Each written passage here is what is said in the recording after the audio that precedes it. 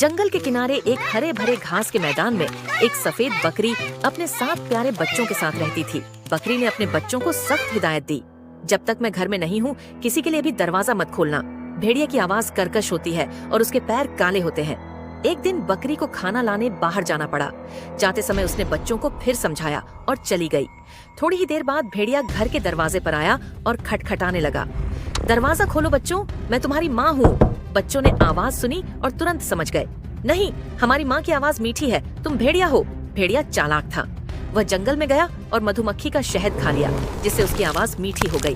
फिर वह वापस आया। दरवाजा खोलो बच्चों, मैं तुम्हारी माँ हूँ। सबसे बड़े बच्चे ने दरवाजे के नीचे से उसके काले पैर देख लिए और बोला, नहीं, हमारी माँ के पैर सफेद हैं। भेड़िया फिर से चला गया और इस बार उसने अपने पैरों पर आटा लगा लिया, जिससे उसके पैर सफेद दिखने लगे। वह फिर दरवाजे पर आया और मीठी आवाज में बोला, मेरे प्यारे बच्चों, दरवाजा खोलो। इस बार बच्चों को उसके पैर भी सफेद दिखाई दिए। कुछ बच्चे दरवाजा खोलने लगे, लेकिन सबसे छोटा बच्चा डर गया और जाकर छिप गया। अगर आप जानना चाहते हैं आगे क्या हुआ, तो अभी लाइक, शेयर और सब्सक्राइब जरूर कर दीजिए, क्योंकि आगे जो होने वाला है वो बहुत ही चौंकाने वाला है। जैसे ही दरवाजा खुला, भेड़िया अंदर घुस गया और उसने 6 बच्चों को निगल लिया। कुछ देर बाद बकरी घर लौटी। घर का दरवाजा खुला था और बच्चे गायब थे। तभी सबसे छोटा बच्चा रोते हुए बाहर आया और सारी बात बता दी।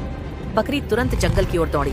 वहाँ उसने देखा कि भेड़िया पेड़ के नीचे गहरी नींद में सो रहा था और उसका पेट बहुत फूला हुआ था। बकरी समझ गई कि उसके बच्चे अब भी जिंदा हैं। तब बकरी ने जल्दी से जंगल की कुछ जड़ी बूटियां इकट्ठी की और उनसे एक बेहोश करने वाला पाउडर बना लिया। वह धीरे धीरे दबे पांव भेड़िए के पास पहुंची और सावधानी से उस सोते हुए भेड़िए के मुंह पर वह पाउडर फूंक दिया। कुछ ही पलों में भेड़िया पूरी तरह बेहोश हो गया। बकरी ने हिम्मत करके भेड़िए का पेट काटा और एक एक करके अपने सभी बच्चों को सही सलामत बाहर निकाल लिया। फिर उसने भेड़िए के पेट में भारी पत्थर भर दिए और सिल दिया। जब भेड़िया उठा तो उसे बहुत प्यास लगी। वह नदी की ओर गया, लेकिन पत्थरों के वजन से उसका संतुलन बिगड़ गया और वह नदी में गिरकर डूब गया। उस दिन के बाद बकरी और उसके 7 बच्चे हमेशा सावधान रहने लगे और खुशी खुशी रहने लगे। सीख, बुरे काम का अंजाम हमेशा बुरा ही होता है।